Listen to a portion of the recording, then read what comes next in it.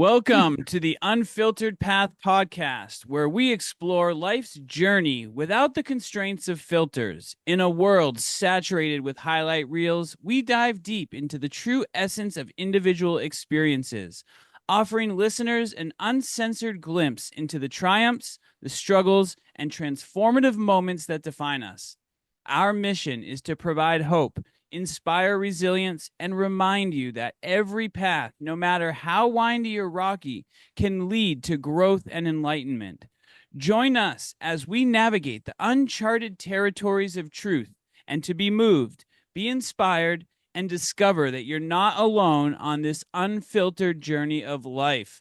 Hello, everybody. Welcome to the Unfiltered Path podcast. My name is Graham Duval. I'm the owner of Valüd Productions, one of your co-hosts here today. My company works and produces implements, video marketing strategies, proven to make you more successful with your business and helping turn strangers into clients. And I'm joined with my awesome co-host today. Hey everyone, my name is Trinity Baker. I am a mindset coach and motivational speaker. So I work with individuals who suffer from anxiety and depression, business owners who want to take their business to the next level, but know that they are holding themselves back with the negative self-talk that is in their heads. I am the owner of the Trinity Baker LLC. I'm one of your co-hosts today. I'm here with my other co-host. Hi, my name is Danielle. I'm the owner of Aerial Jade. I'm an aerialist. That's a fancy term for performing suspended in the air. I'm also an educator, so I teach others how to do it too. I've recently became a intermediate and advanced instructor, which is a new journey. Doing is different than teaching. So I'm really excited to take on that new title and to expand my business. And we are here today with our beautiful guest, Nicole Petschek. And hi everyone. So yes, I'm very much like Trinity. I'm completely fascinated by the power of the mind, okay? Because for me, the mind is everything. And what really hooks me, what really gets me up in the morning is allowing people to understand the amount of strength and power they have inside of them, and they just don't know it. So when I start speaking to the people about it, they go, well, what, how, about, well, why, when? And I say, look, instead of going into hours of stories and giving examples, because the internet is full of that, and I love doing motivational speaking, and I love listening to motivational speakers, but I like results. I'm very much tangible, measurable, And so I work with people who are willing to work with a method, because these methods are proven. And I very much believe that a person can achieve absolutely anything they want. And these are not empty words, what I'm saying, right? First, you have to know what you want. Most people aren't even aware of it. Right. So true. A salary, I say, is a way to stop you focusing on your dreams. Yeah. Okay, that's what a salary is. So I'm not saying get rid of the job, because that's very important. But I am saying stretch, get out there, okay? I think that that's so true, Nicole. And I love that point that you bring up, because I was doing a course the other day, and it was about how to manifest money and really welcome your own abundance and help others welcome their own abundance. And it was incredible, because so many people that are happy in their jobs doing what they love to do, right? They still feel limited by that salary when they want to welcome more. They want to pay off debt. They want to have a different revenue of income. But we think that we're limited by, okay, we're capped out at our salary, but we're really not. So even if you are in a job and you're not a business owner, you've got a salary, you can still welcome other revenue streams. But you got to have an open mindset about that, right? You got to. What you're saying, I think, is you're looking for the buzz. Yeah. You're looking for the buzz, because you take that same person who's got his nice job, got his nice salary, everything's going hunky-dory, and he says, if I just had more money, I would feel better. And the real answer is, when you find what you like, you're going to do it even if you're not getting paid. Because you're feeling so great. Hey, freaking. So, That is a money blessing and a wonderful, but curse, it's may I just a just say. tool. What? I said that and doing it when whether you're getting paid or not is a blessing and a curse. Because like that's literally how I know I love what I do. When we Yeah. all started out by doing Yeah. like free things. Oh yeah. That's right.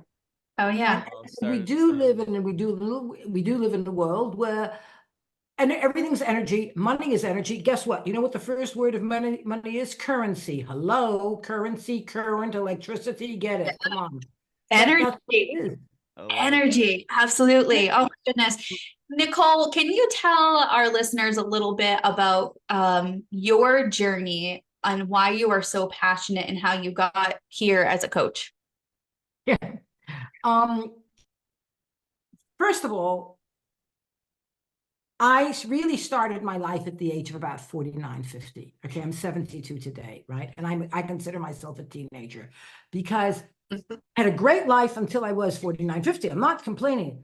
But all of a sudden, what happened when I was, and I was doing things, great things, and everybody was saying how wonderful. I thought, oh, really, how wonderful? That was it. And it's just how wonderful. I didn't really value what I had. I was actually very lucky. I'm a very lucky person, right? But then one day I had an accident, smashed my shoulder, and the doctor showed the x-ray and he said, I mean, you'll live, but you'll be able to start. I used to play polo and I smashed my left shoulder into a goalpost. And he said, you won't be able to play the tournament in 10 days time because it'll take 5 or 6 or 7 weeks. And then you can start your rehab because this type of a break, whatever it was, takes X amount of weeks to fix. And I said, no way. And I remember I had read the book of Louise Hay's Heal Your Life, and I dug it out and I read it and I sat down in that garden and I did my visualizations. Make a long story short, 10 days later, I go back into the doctor's office. He says, leave me alone. He knew me. I was always breaking bones. He says, leave me alone, Nicole. You're fine. You're not fine. And I go downstairs, get an x-ray. You'll see it's still broken. And I came up with the x-ray and I still see the guy's face in front of the x-ray. The jaw dropped. He thought he had the wrong x-ray in his hand. The bone was shut. Okay. I had done visualizations for an hour every single solitary day. I brought my mind back into imagining my bone, and I had no idea what a bone looked like. I imagined Rice Krispies and marshmallows coming together. I remember that, and injecting it with some grenadine for some blood. But I was so focused, and now today I realize what I was doing because I just, I read creative visualization, visualize, and I'd done it, right? And I was so determined to play that final. It was a big final, okay? And it wasn't every day that I got into the final. And I had scored the winning goal in the semifinal, so I was going to go for that final. And he looked at it and he said, your bone's closed. So I played in the final. I mean, in all honesty, it was my left arm. So it was the rein and the whip hand, It was my right arm for the stick hand. I probably couldn't have played. But it was my left hand, so I could play. But that bone was closed. I saw it on the x-ray. And that was the beginning for me to realize, oh my God, what a brain can do. And I was not an academic. I hadn't gone to college.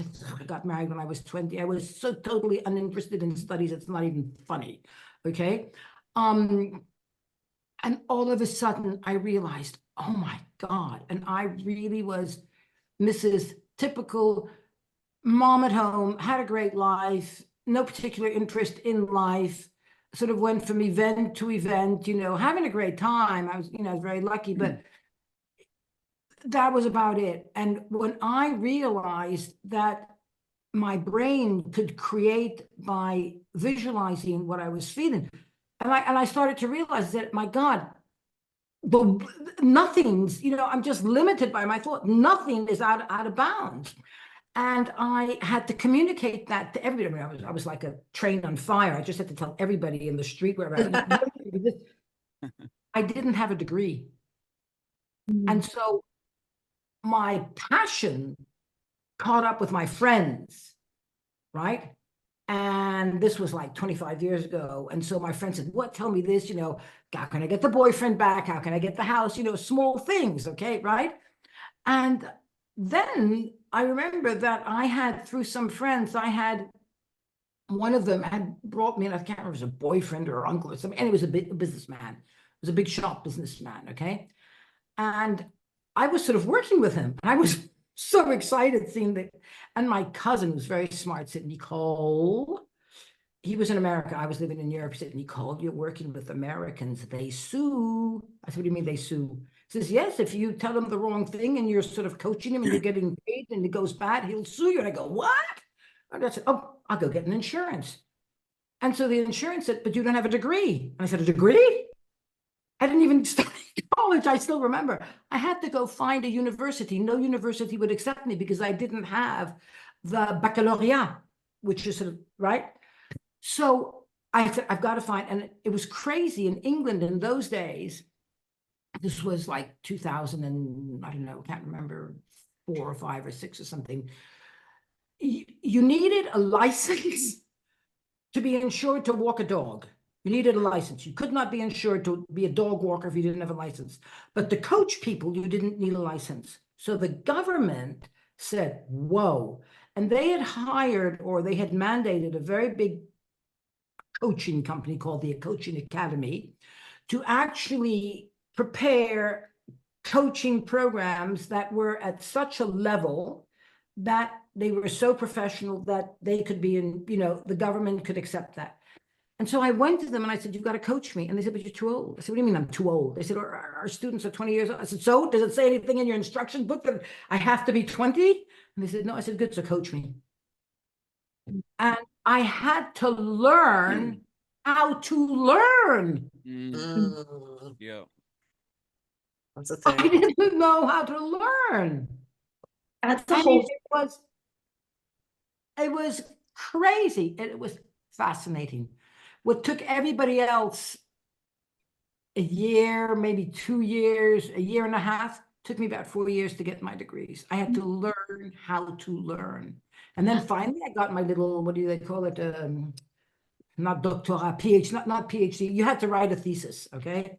But it was not a full 2-year-long thesis. I think I wrote it in 6 months. But it was a thesis, and it was okay, okay? It was okay. But I love, Nicole, you had to have this passion. I mean, that passion is what drove you to continue to go through every roadblock, to take 1-year program, make it 4, because you had to learn. And I love that you looked at them and said, show me where it says I got to be 20. Yeah. Right. That's how you know it is passion. Tell us where you are. Are you in Europe right now? I'm in Europe. I live in Bavaria, the southern part of Germany. I love that. You are. Very cool. I was born American. Yeah. But I left America when I was really quite young. And I lived most of my life in Europe. And I married an Italian, and I was an Italian because I was married to him for 20 years. So I got the Italian passport.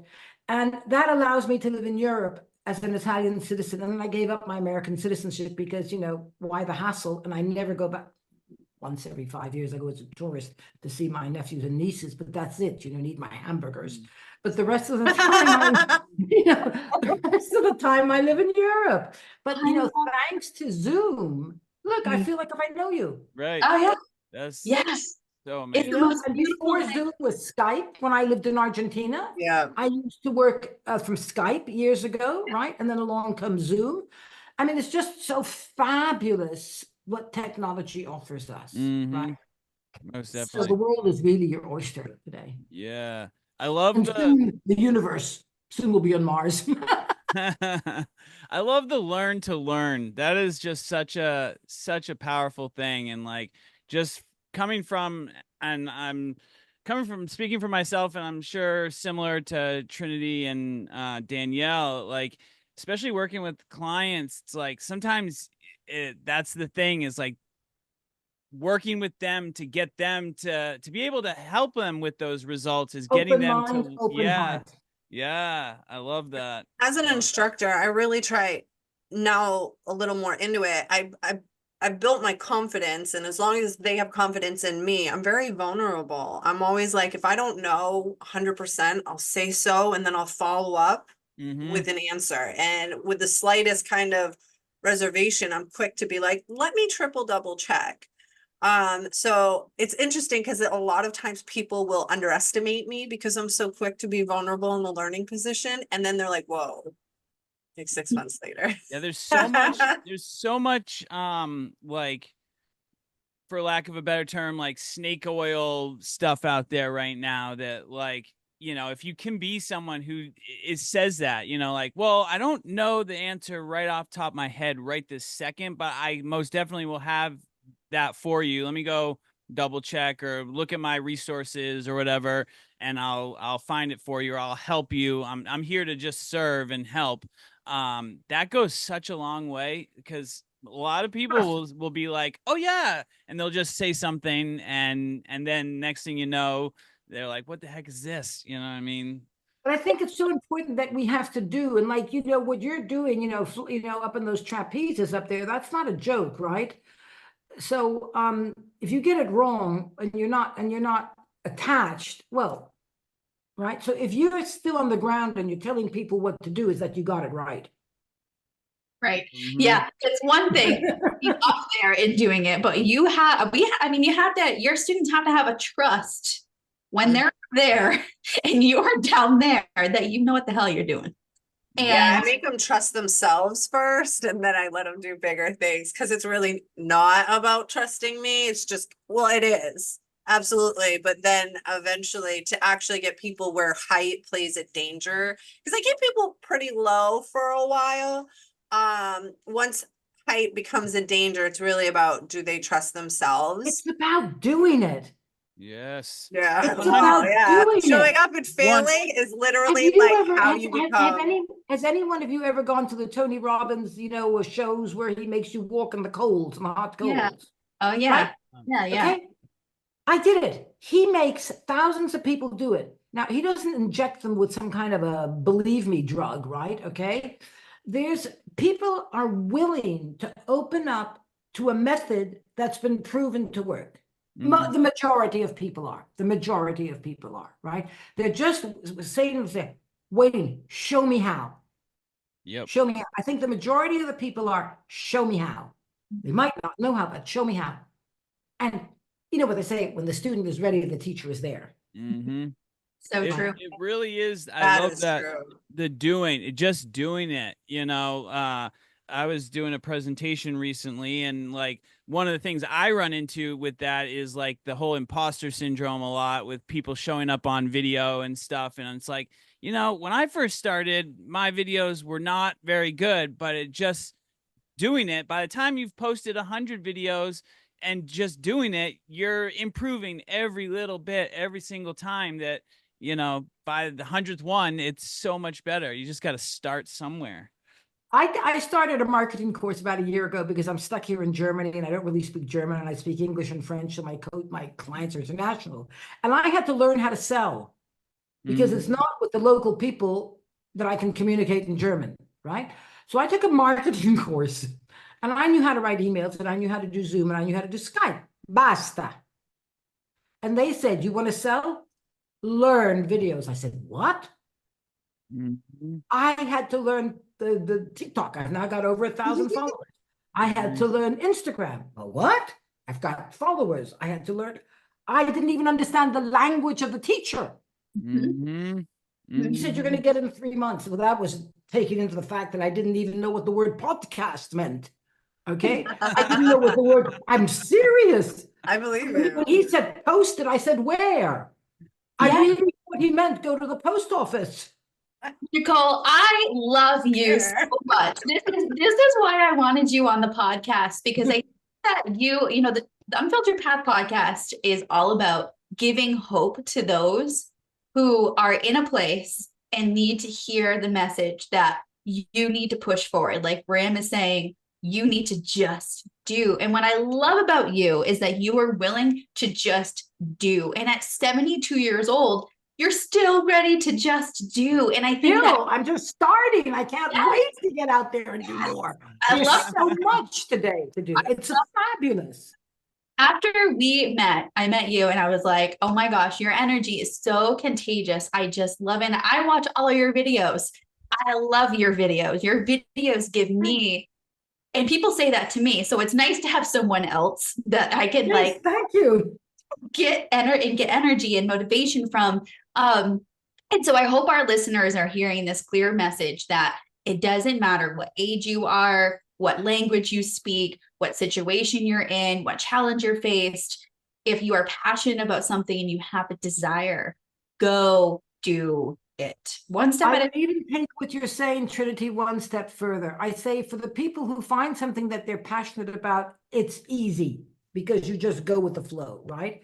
But there are a lot of people out there who hear this all the time and they're not passionate about anything because there's nothing that impassions them.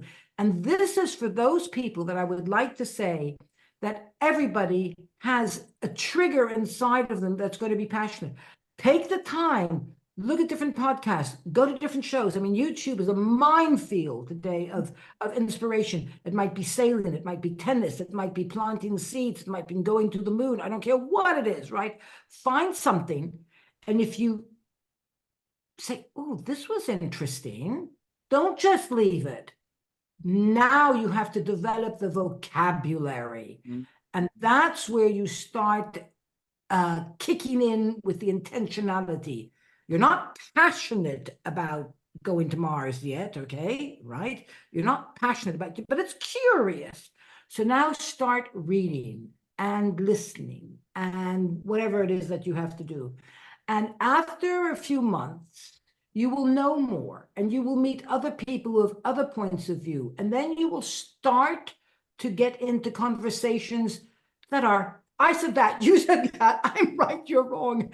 And then the emotion starts to come up, right? Because knowledge is really, when we have knowledge and become passionate, it's based on emotion. But first you have to do the work. And that work is even reading up about something that you don't know about, but be something that I like, but I'd rather do something easy. Do it then.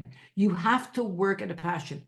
And I promise you, everybody, when they put the intentionality into finding a passion, if they don't have one, they will find it, and then their life will be on steroids.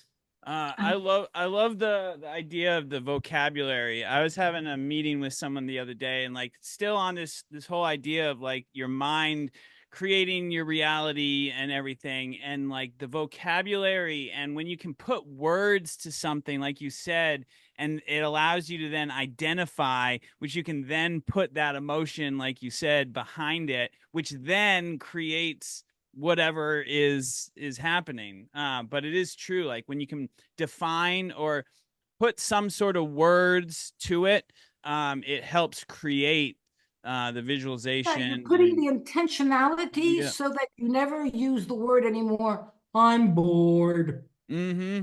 Right? Mm-hmm. Most definitely. So, you have to put your own intentionality to find something that interests you. And that intentionality, you have to keep at it, consistency, right? And then it does develop for everyone. It's a method. I'd like to touch on the visualization portion as well.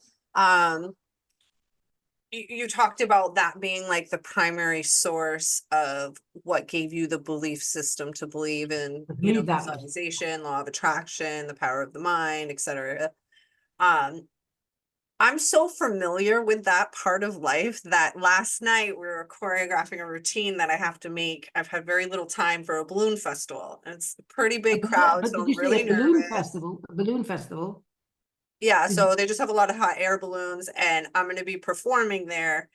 And so in creating the routine, I know that I was like, every move has to be of this caliber. So it's nerve-wracking. Some of them I haven't even done. And I'm writing out the list of moves that I would like to do. And then I get to one and I was like, I just like in a blink, saw me doing it. Clear as day. And I was like, oh, that's the one. I can see myself doing it. And she was like, oh, and I went up and I did it. And it was just like, I had never done it before. It's in I had seen it. My teacher taught me. I went to school for it. I saw it, but I saw myself doing it. Like I'd already done it at the event already. And then I knew to write that move. It's a part of the routine now. And that's how often it happens for me, because when they talk about athletes sitting down, and visualizing what they're doing. Honestly, I think that's what's made me be able to do ankle hangs in my 30s versus not being able to do them in my 20s. Even though I was stronger, lighter, younger, and all these other things, I think my skill to learn and then visualize and implement to myself, and then my intuition to follow where I'm supposed to go. And visualization, I've done it so many times now that I can blink and see myself doing something. And like, that's how fluid it is in my life. The fact that you did it and did that movement with the hot air balloons, which is totally unpredictable. You don't know which way the hot air is going to go. Oh, I'm not going to be on one that are illegal in the United States. I've already talked to the FDA. They won't let us. So we have to go to like Thailand, Canada. So Canada's not that far. So Yeah. France, Switzerland, they all have hot air balloons all over the place. No, but to have an aerialist be at the bottom of one is not illegal in United States. I don't want to be interesting. Put myself in a situation where, but I did the research to know where it's legal and things of that nature. Use that word. It's not legal yet. Yes. Yes. Yeah. And visualize yourself hanging off of it so that it's in the future. Yeah. Be the lawmaker, Danielle, and change the. I'm using visualization for myself real time now as well. Okay. But for something totally different, I'm overweight, and I couldn't understand why I was overweight, because for the last 20 years, I've been really, I don't drink alcohol anymore. You know, I don't eat carbs anymore. I overate, but I mean, you know, my food's cooked at home, right? And I couldn't understand. Bingo, 2 months ago, 2 weeks ago, 3 weeks ago, I got it. Ever since I was a kid, I had an image of myself, because my mother used to tell me, Nicole, if you eat those candies, you're not going to get the boyfriend. And I grew up eating candies and being overweight, but my attitude was, I'm going to prove you wrong. I can eat the candies and I'm going to get the boyfriends. I'm going to eat the candies and I'm going to be a racer. I'm going to eat the candies and I'm going to play polo. And I did. And I got away with murder. I just got bigger dresses and I did it all. And it hit me the other day. My body is used to seeing myself without me knowing it. I wanted to be thin, but it sees itself fat. So since 3 weeks, I do this visualization now of seeing myself slender and telling myself I am slender. I'm creating a new memory in my body. Twiggy, hold on, I'm coming. Twiggy, you know? Hold on, I'm coming. Okay, we're going to hashtag that and put it on our shirts again. Twinkie hashtag I'm coming. I think that's like the one food that doesn't expire. Yeah. Literally. Nuclear holocaust. Yeah. So we can all have Twinkies. Cockroaches would still list. Twinkies and cockroaches. Oh my God. I love that, Nicole. How do you use the power of visualization with some of your clients? How do you? I've got method. I'll ask that one more. Hold on. Let me ask that a different way. For someone who has never visualized before, what is the first step to start visualizing? Okay, well, first of all, when I bring my clients into visualization, I've already brought them through 2 previous steps, which are fundamental before you can get to visualization. In my method, it's called the Petschek method. The first one is you have to learn how to self-regulate yourself, your emotions. Okay, whether it's your emotions are from emotions or from physical pain. And I use a lot of EFT for that. Okay. So I first really train them by doing EFT until they realize that they can calm themselves down, because that's what EFT does. Okay. The moment they've calmed themselves down, then I have a method where I bring them through 33 questions. And these 33 questions are to teach you, well, you have an overreaching goal, but to reach that overreaching goal, I break it down with milestones and baby steps, but you have to deliver 2 baby steps a week with me. You have to. No nonsense, okay? And people get scared of doing those baby steps. So we quickly bring on the EFT so that they learn not to get scared. Now they can apply their calm to the baby steps. and they accomplish the baby steps. When you've accomplished something, you have an authentic feeling of empowerment. And now people are willing to accept that something as cuckoo as visualizing and the magic wand will work. But first, they have to have proven to themselves that the methods deliver results. And now I bring them to the visualization part, okay? I say, so now you've reached your baby step, right? What is your next baby step? And so we work on it. And then I have a series of methods, but I mean, I'll just take one out of a hat, for example, okay? First of all, breathing is very important, right? So I take them through, again, a choice of different breathing methods to calm them down. And then I either use the 3-screen method from De Silva, because I was trained by him personally. I was very, very lucky years ago, many, many years ago, okay? Or there's so many other visualization tools there. And I don't necessarily bring them to their end goal, because that's too out of reach to even, you know, I don't know, you can barely drive a car and you want to win Formula One in Monte Carlo, for example, okay, you know. So first get your driving license. So I bring them through the baby steps like, oh, I have the money for taking the driving test? No, good. So I'm going to get a job to get the money to pay for my driving test. And we work through these steps, which are the next baby step they're going to do.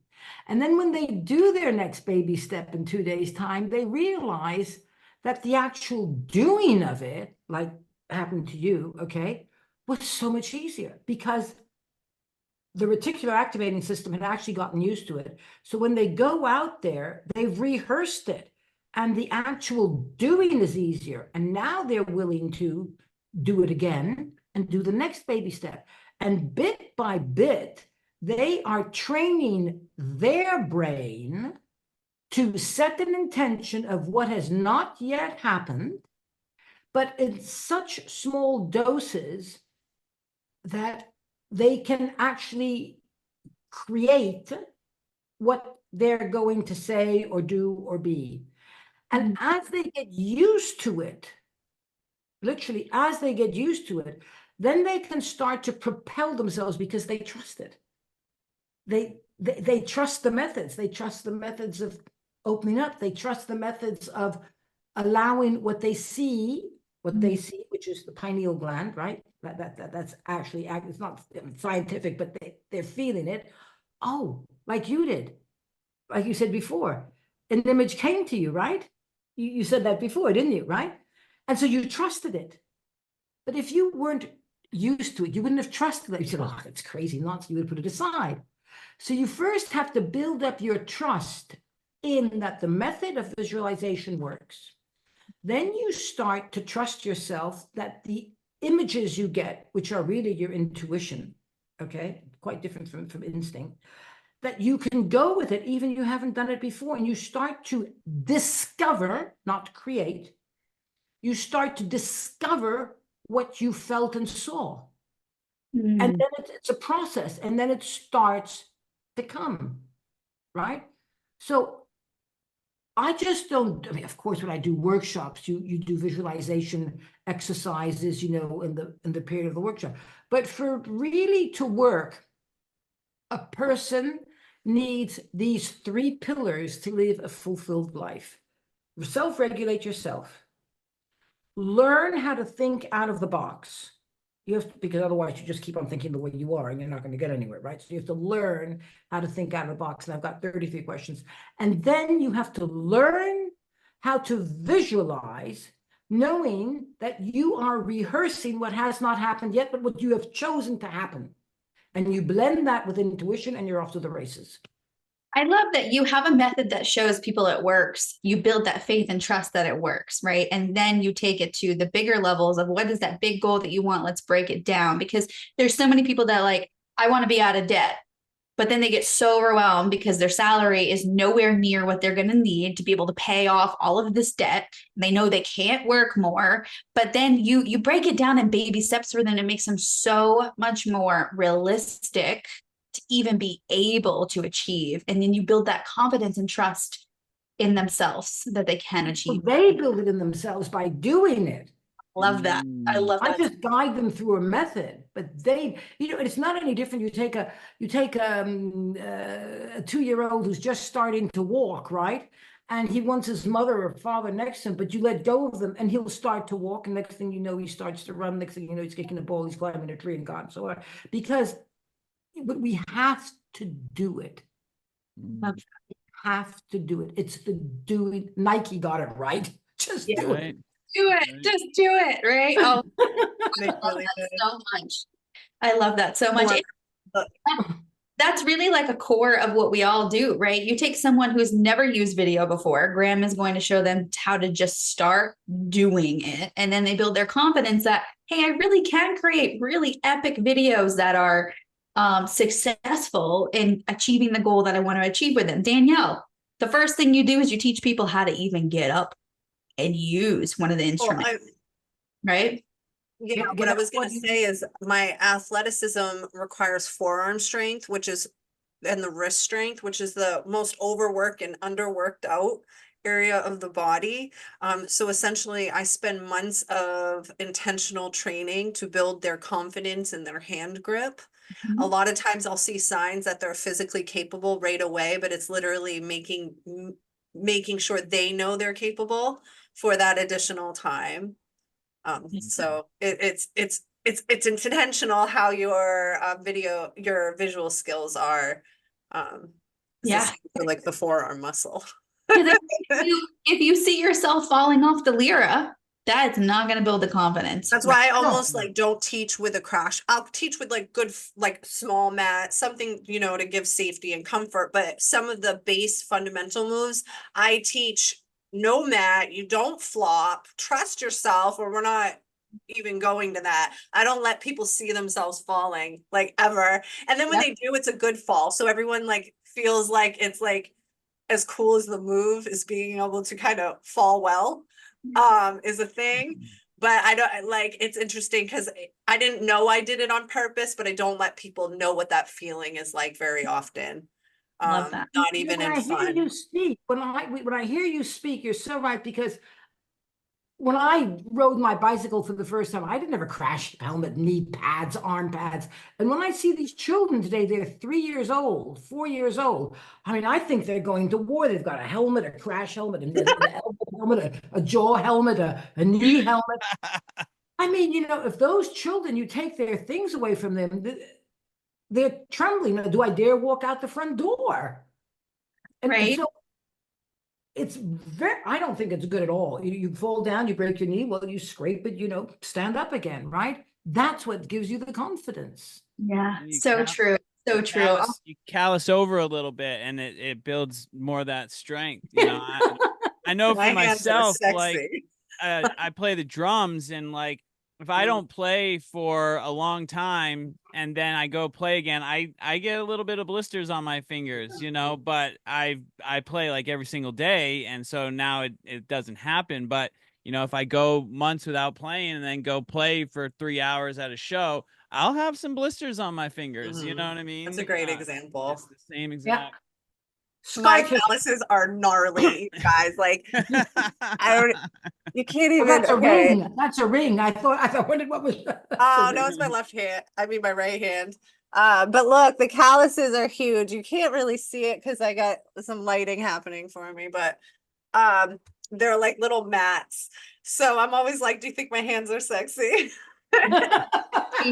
It represents dedication, hard work, consistency, and passion for what you do. And I think that's just I think the only thing we need is literally a credit for another 200 years, because I think life's so exciting that honestly, we're just beginning. Especially with AI coming now, okay? Right? I mean, I think we're in for a rough ride for the next 10 or 15 years, but then I think that after that, it's really going to be nirvana. Isn't that so? Life is too short. Life is too short. And think of all the people who don't really maximize every day for what it is. And so grateful to not be one of those people, because you're right. 72 is young. I mean, Yeah. we're just I starting. see nonstop on on YouTube. I see the other day with the Olympics in Paris, somebody had a race for the ladies race 100 to 104 years old. Hello. And they were diving off the side of the into the water, and off they went, 100 to 104. That was the age limit. Wow. Wow. Yeah. It really is. And like, I hope that I appreciate you coming on, Nicole, and I hope that all our listeners use this podcast as like a place to kind of kickstart that and realize that they're in for a good ride, and life is just beginning, and that they should just go do it and learn to learn along the way. And that's the whole point of this podcast, and hope that inspires some of our listeners to do that. And so again, my name is Graham, owner of Valued Productions. You can find me valuedproductions.com, VALUD productions.com. Same thing with social media at Valued Productions. And joined with my awesome co-host today. Hey everyone, Trinity Baker, mindset coach and motivational speaker. You can find lots of free resources on my website, thetrinitybaker.com. I have a free 5-day Ignite Your Life program on there that you can take and experience the power of your mindset yourself. Joined here with my co-host. Hi, my name is Danielle. I'm the owner of Aerial Jade. I'm an aerialist. So follow me on aerialjade.com, Facebook, Instagram. Add the word art. I do paint. I'm an artist. I'm a well-rounded artist, may I just say. I surprise myself every day, so who knows, really. Yeah. But my primary focus is being an aerialist and a mother, showing it's possible. I am 39, so I'm continuing to break boundaries as I continue to grow. And so I'm here for that. So reach out to me. And we're here with our wonderful guest. You are a guest. I'm a co-host, thanks. And hi, I'm Nicole Petschek. And yes, I'm on social media as well. You can find me. The family name is a bit difficult to write, so I'll just spell it out. It's Petschek, and my first name is Nicole, Nicole. And I'm on that Google search someplace. And I love what I love doing is helping everybody who really wants to transform into the person they need to be to reach the goals they want to reach. Because they've got it in them, they haven't reached them yet because they still need a little tweaking, and that's doable. I love that. Awesome. Well, thank you all for listening. And the Unfiltered Path podcast, follow where all podcasts are, go subscribe and all that good stuff. We appreciate you tuning in, and we will see you all next week.